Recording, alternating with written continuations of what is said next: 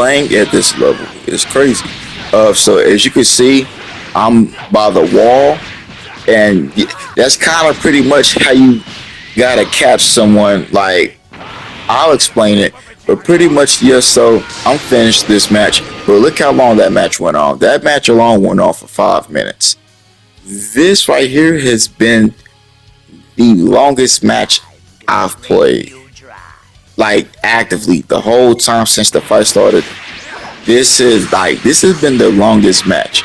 I'm not gonna talk the whole time, but I'm gonna explain how this works.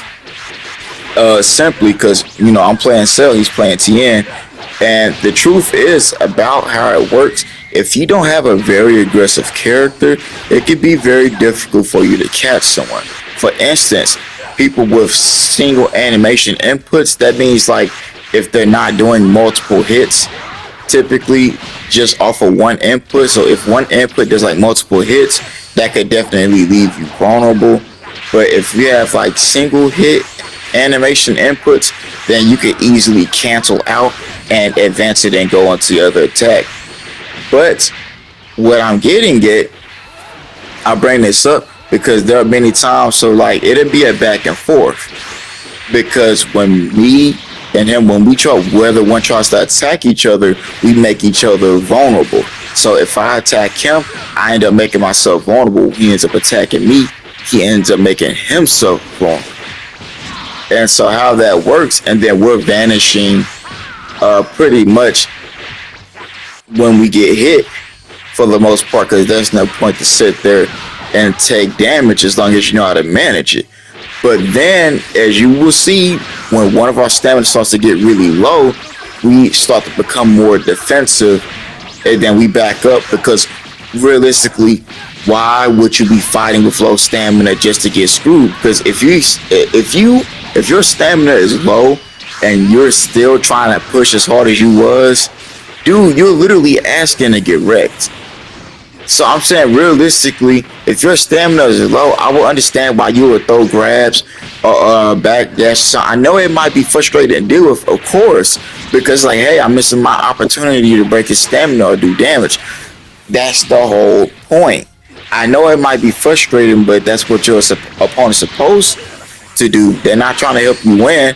I do think that it can be a bit difficult, though, especially you cannot be fighting like this in no subpar connection.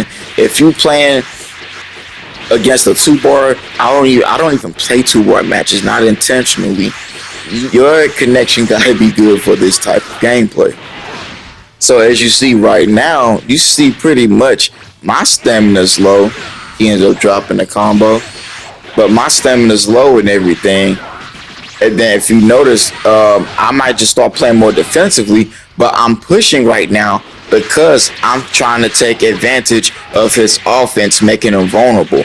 Because he's trying to go for the hit, right? And when he's doing stuff like that, it's making himself more risky. It'd be a lot more difficult for me to do that if he was playing someone like Jiren or someone who could easily just light heavy cancel. I'm not gonna lie, them cancels could be ridiculous.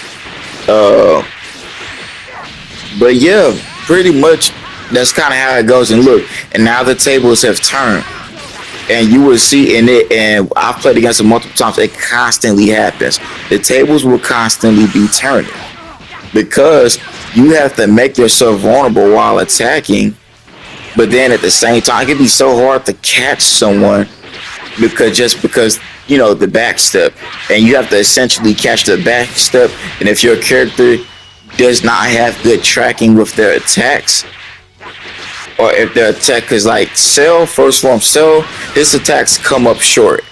He does not do well with attacking opponents from a distance and stuff. So you gotta find ways to kind of put your opponent on the defense. But yeah, that's as much as I'll say now. Y'all can enjoy the rest of the match if you want to, but I think this is interesting to look at.